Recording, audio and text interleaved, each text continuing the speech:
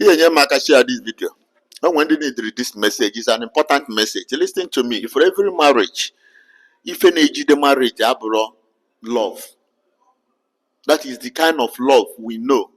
That romantic love, that drive, the feeling of attraction towards your partner. Or a hold marriage. I keep saying it because every marriage won't be the same. Manoya keji be done. Or na a bido from it. That romantic relationship. Or ya a bido welano. As in it attracted to this person biologically. Even with that biological drive. If ya emala you so much love the person and all that. Operate how the moon and honeymoon, bone no chalo for corner, there is a gabamba. It fades in every marriage. On a drop. Oh, well, God, you lose one of their responsibility and their stress and Bogota and every other thing. You know, that attraction and every other thing and the sea finish again, abate and all that. Then that level of romantic love will come down. Why you need the marriage, that maturity, that sense of commitment. Oh, yeah, being the marriage. Why intentional loving, the very, very necessary. Ihe ga-emezi na ị ga na love onye na ị ga na-eshi onye love abụzi out of feelings need attracted to her, to him. Mba, mana na ịmago that is your responsibility to love this person, so you'll be making conscious effort. Because if you guys into this relationship, if you guys know your responsibility to love, to show this person love, why you have intentional loving. Because somewhere one video for somebody na call one na call maka intentional love. I need put area nwoke. As na one need nwoke the intentional.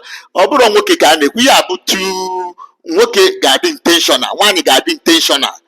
What it means is that this is the kind of love. Ihe na drive your opposite feelings, opposite emotions. Not that maturity. No nya bụ my wife. I need to me share love. Not the good process money and stuff like that. Happens us here. I need to make my say and no. Na mama batakwana tata. You understand? I need to make we see so that only got the worried. Don't need the worried and all that. This reasoning. Okay, Tima Patabe. You understand? Now I'm going to man also phrase in a young on my big boy say, okay, but Namule had to more.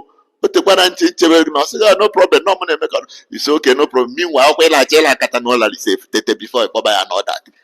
But at least you begin to feel now you care. You know, but as in, from time to time, you know, from time to time, you bought a guy outing. You understand? From time to time, you bought a guy vacation and stuff like that. Even when you don't feel like, it is your responsibility. You need to be intentional. You need to show that intentional loving, and the wife as well. I'll be able to say, I'm working. What's the feelings for now? I love what's in me. And now another thing very, very important is this.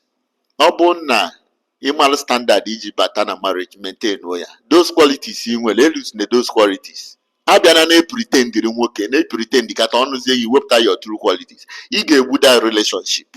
Onwe ka ị na-eme. And the nwoke abiana na pretend na ezo some of your bad behavior, character, you get that relationship. Because before mother fall were in love with you, go some of the qualities in well, some of them you understand? We say it's not okay with you. Yeah, kita. Obido. All those qualities of get provoked that love. May will develop way in the first place. Et toi, I give a okay. Yata, those qualities make we assess another. Yes. These qualities is okay. I can settle down with this person. Although now batazia marriage, another combination of different qualities, other qualities all together. That love will disappear. Even it even becomes difficult to even show the intentional love, to even go into intentional loving. If like a marriage in a crash, because only an annual when you're it is only also no be your blue corner for quite. Then when you maybe this video so that we'll be careful and so that we understand this word I need love. So that when you are in your marriage, you understand it better. You understand? And you wouldn't be thinking na nke gị dị iche na nke ndị ọzọ bed of roses and all that. Most of the people in a one or pay money on that is intentional loving. That is intentional loving. Ọ na-eme ya na-egosi the wife no ọ bụrụ nọ ị nwere ike na-asị ndị emego 20 years na marriage ma still na love onwe ha. That is intentional loving. Most of the time ọ bụrụ ozi feelings ọ bụrụ ozi the drive bụ ihe na-epush ya. No, no, my partner, and it's my responsibility, and I must consciously be demonstrating this love. Afgomi as no part of our marriage are this strong, and indeed it makes marriage to be strong. It makes the bond to be strong. To start this video.